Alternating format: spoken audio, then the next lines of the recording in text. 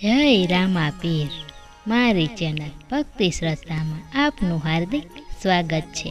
તમે આ રીતે માણસોને ઘોડા લઈને જતા તો જોયા હશે। શું તમે જાણો છો કે બાબા રામદેવ પીરને આ ઘોડા શા માટે ચડાવવામાં આવે છે? તો આજના વિડીયોમાં આપણે તેની જ વાત કરવાના છીએ।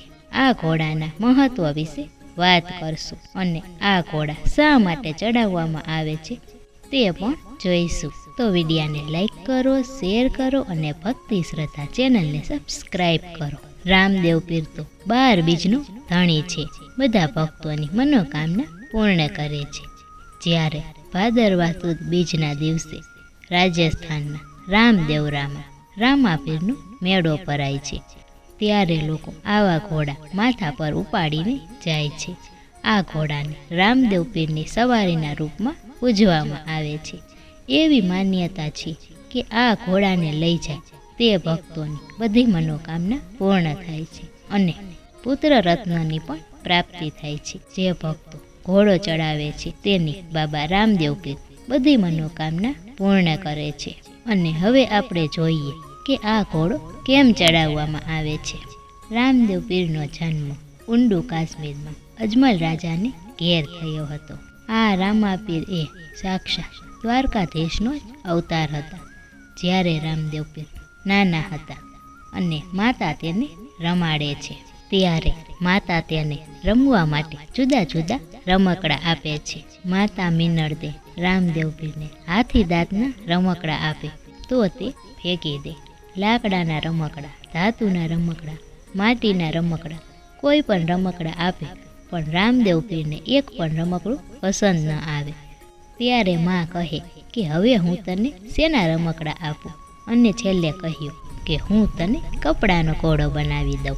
અને માએ દાસીને હુકમ કર્યો કે દરજીને બોલાવી લાવો। અને ત્યારે દાસી દરજીને બોલાવી લાવી।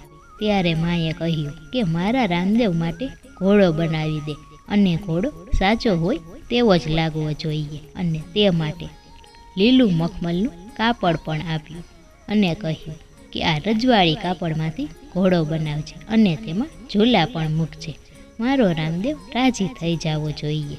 દરજી તો ભલે કહીને ઘરે ગયો, પરંતુ ઘરે જઈને દરજીની દાનત બગડી। તેને ઘોડામાં રેશમી કાપડને બદલે ચીથરા ભર્યા અને તે ઘોડો બનાવીને રાજમહેલમાં આપી ગયો। જેવો જ ઘોડો આવ્યો અને રામદેવજી તેના પર સવાર થયા અને રમત રમતમાં તેને ઘોડાને એડી મારી અને ઘોડામાં તો જીવ આવી ગયો। ઘોડો આગલા 2 પગ ઊંચા કરીને કૂદવા અને રમવા લાગ્યો અને જોત જોતામાં તો આકાશમાં ઉડવા લાગ્યો। રામદેવજીને ઘોડા સાથે આકાશમાં ઉડતા જોઈને બધા ડરી ગયા।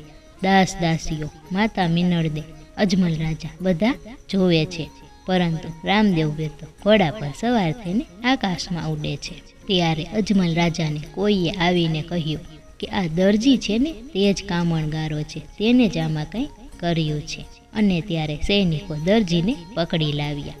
તે કહે કે મેં કાંઈ નથી કર્યું, પરંતુ કોઈએ તેનું કંઈ સાંભળ્યું નહીં અને તેને જેલમાં પૂરી દીધો। અને ત્યારે દરજી જેલમાંથી પોકાર કરે છે કે હે રામાપીર, મને માફ કરો, મેં તમારા ઘોડામાં ચીથરા ભર્યા હતા, મારી નીતિ ખરાબ થઈ હતી, તમે મને માફ કરો। અને ત્યારે રામદેવ પીર આકાશમાંથી નીચે ઘોડો લઈને આવે છે અને આ દરજીને જેલમાંથી છોડાવે છે। અને ત્યારથી જ રામદેવ પીરને આ ઘોડો ખૂબ જ પસંદ હતો। તેથી જ આજે પણ લોકો રામદેવ પીરને ઘોડો ચડાવવાની માનતા કરે છે। જો કોઈને ત્યાં પુત્ર ન હોય તો તે રામદેવ પીરની માનતા કરે છે કે જો અમારા ઘરે પુત્ર રત્નની પ્રાપ્તિ થશે તો અમે ઘોડો ચડાવશું। અને જ્યારે રામાપીર તેની મનોકામના પૂર્ણ કરે ત્યારે તે ભક્ત પોતાના માથા પર આ ઘોડો ઉપાડીને રામદેવ રાજસ્થાનમાં જઈને રામાપીરને ઘોડો ચડાવે છે। તો આ હતી બાબા રામદેવ પીરના ઘોડાની કથા। જો વિડીયો સારો લાગે તો એક લાઈક જરૂરથી કરજો। જય રામાપીર।